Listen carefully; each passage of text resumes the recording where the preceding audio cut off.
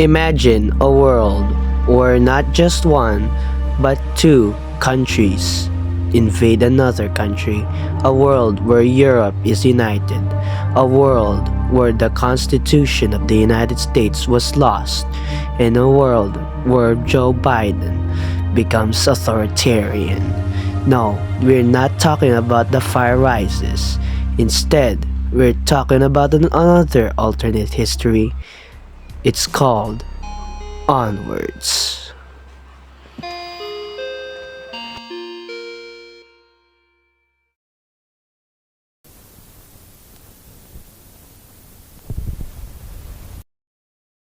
A nation of over 300 million people and one of the largest superpowers on Earth, the United States asserts itself as the dominant nation on the planet since the fall of the USSR in 1991. Yet its politics are unstable.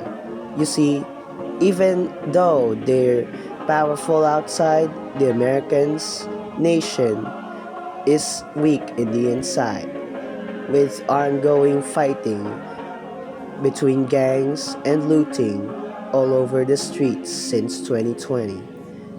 And after the pandemic, it feels like people are still doing the same things all over again.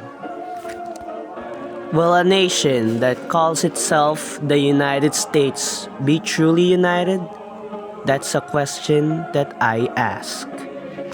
This timeline would diverge from our timeline starting in 2022, where the Russians will invade Ukraine as well as China will invade Taiwan.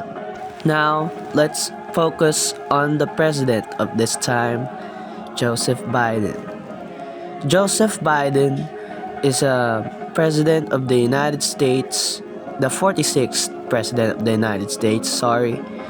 He was a very, very old person, yet he did some things to contribute for the American people. Yet his presidency is fueled with chaos after the pandemic as well as during the pandemic, as he was the one who tried to fix the problem. Yet, during the election after Donald Trump's assassination in July 13th, 2024, Joe Biden still ran for presidency instead of leaving. Yet he attended the funeral of Donald J. Trump. He, along with Kamala Harris, would still run. Donald Trump Jr., to avenge his father's death, would then run for the Republican nominee. A few months later, after Donald J. Trump's death, Joseph Biden would then slowly lose his mental health, when then he would then proceed to leaving the election and let Kamala Harris run for presidency of the United States. The election is almost here, and the two parties are trying to do their best to win this election. With Donald Trump Jr. running for the Republican Party, Kamala Harris running for the Democratic Party, and RFK Jr. running for the Independent Party, one of these three would be the future President of the United States of America. But then, Joe Biden, before even ending the election, he started to lose his mind due to his mental illness, starts to think about what to do before his term ends. With this, he plans to start deporting people, which what the MAGA people want, and progressives would call him out, saying that he's a semi-dictator.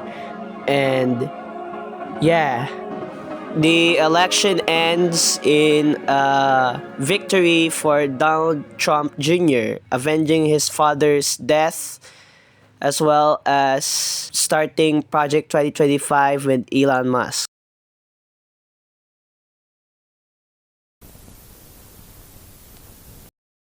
Russia, also known as the Motherland, is a country known for its huge, gigantic size as well as its gigantic military.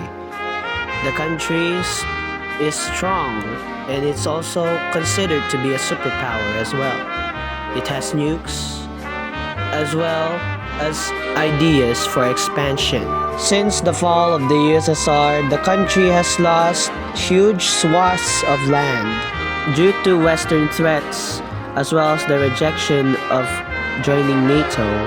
Russia would form the CSTO Pact, a military alliance based on countering the NATO alliance, which consists of Russia, Kazakhstan, Kyrgyzstan, Uzbekistan, Tajikistan, Turkmenistan, and some Caucasus countries.